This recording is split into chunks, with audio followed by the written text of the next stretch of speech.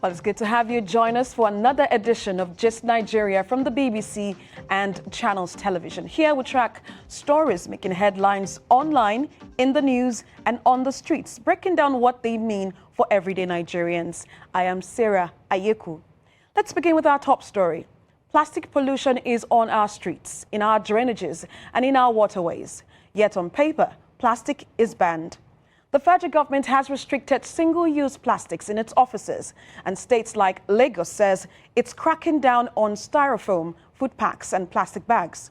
In this report, Just Nigeria's Esther Omopariola breaks down why the bans aren't working in some states and what it means for flooding, health and livelihoods.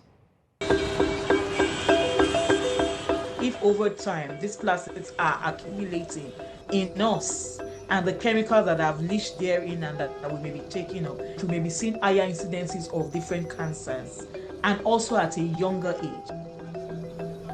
Bags, bottles, food packs lining streets, choking drainages. Cheap, quick and disposable plastics everywhere. If this thing is finding its way into different pathways through our food, through our water, we need to begin to rethink.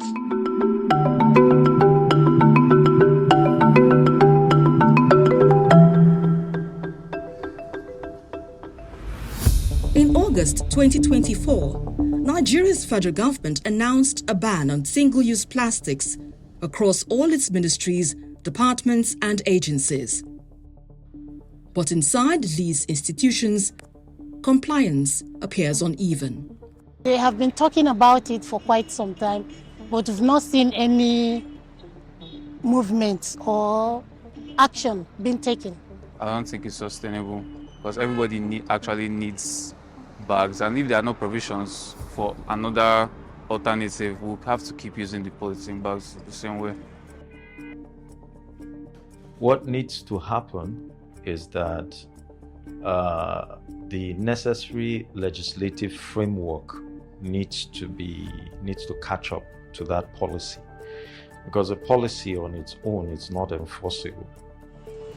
Environmental experts say this gap between policy and practice is where many plastic bans fail. Less than a year later, southwestern Lagos State went even further. In July 2025, the country's commercial hub launched aggressive restrictions on styrofoam food containers, thin nylon bags, plastic straws, cups and disposable packaging, long blamed for blocking drainages and worsening urban flooding. The producers have not been able to embrace alternatives to single-use plastics. It only means they have no intention of complying at all. But beneath these bold announcements lies a sobering reality. Nigeria generates an estimated 2.5 million tons of plastic waste every year, and less than 10% of it is recycled.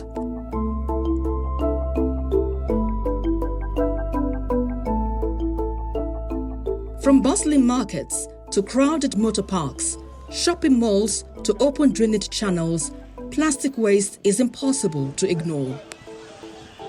In Lagos, the impact of enforcement is visible, at least in part. Vendors are now encouraged to switch to plastic containers that can be collected and recycled. But while styrofoam fades, plastic shopping bags remain everywhere, drifting through the streets and blocking drainages. I like my peace, and because of how much gain, I would not want all this kind of embarrassments. Every time they will come, they will set your shop and all of that. We are pleading with the government to make room and give us an alternative that is long-term, not alternative that is short-term, an alternative that is long-term and cheaper. Inside supermarkets, plastic bags are no longer free. Shoppers now pay extra for them, but the bags still go home and more often than not end up back in the environment. Most of the uses of this styrofoam have been sort of substituted, so a lot of companies and industries that manufacture them have now changed their production lines to paper bags, paper alternatives or wood alternatives, depending on what it is used for. So we think that on the compliance level, we've seen decent and increasingly strong compliance. Still, critics ask that if styrofoam is banned and recycling initiatives exist, why are plastic bags still clogging Lagos drainages?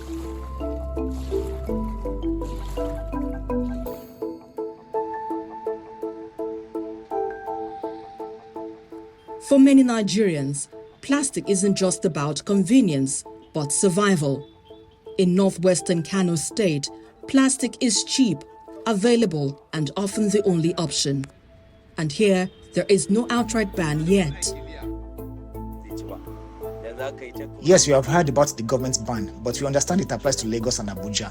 We are not aware of any such ban in Kano, which is why we are still using them. When we come up with a strategy to enlighten our people about the menace that plastic waste is causing on our health, on our economy, on the environment in general, then we believe that the people are going to be on the same page with us. In riverine communities like Port Harcourt in southern Rivers State, plastic waste presents a different and more dangerous challenge. Here, plastic doesn't just block drainages, it flows directly into creeks, rivers, and fishing grounds. Once I don't throw the net, at times I dey catch fish. At times, na the dirty I even dey catch. I don't see fish catch, na the dirty I will just struggle. If they did not take action, we're not going to see fish again. Chop, and now the only way we will take survive with that.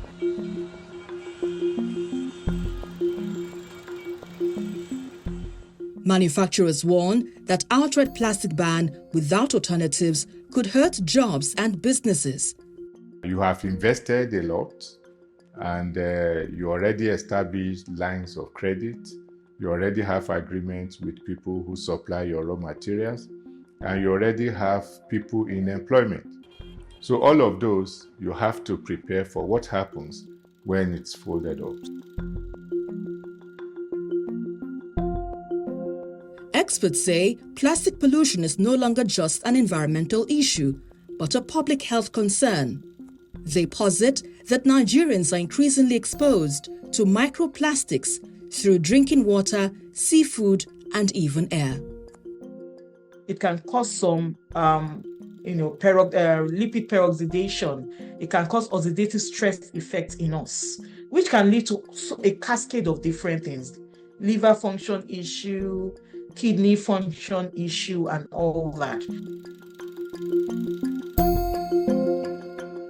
Rwanda's nationwide plastic bag ban in 2008 was backed by strict enforcement and clear penalties. Kenya followed in 2017, imposing heavy fines and jail terms. The result: cleaner streets, stronger compliance, and visible change. Experts say Nigeria's challenge isn't a lack of policy, but a lack of consistent enforcement, affordable alternatives, and sustained behavior change. At the end of the day, it comes back to the individual being intentional about trying to reduce your dependence on plastic as much as possible. Also, where you have to use plastics, ensure that you discard them properly. So long as we continue to look at address plastic, and particularly the very problematic one, which are the single-use plastic, from an economic point of view, above public health and above environment, then obviously it's going to be difficult for you to address this. There has to be a phased kind of approach. Awareness will catch up, people will know, and people within that business will know that, okay, if I'm doing this business, this is how I'm going to now start doing it. Lagos may have set the pace, and the federal government may have raised the stakes. But experts insist that unless enforcement, economics, and everyday behaviors align, plastic will continue to maintain its stronger hold on Nigeria. Esther Omopariola, Gist, Nigeria. Plastic waste will keep flowing without proper enforcement and alternatives.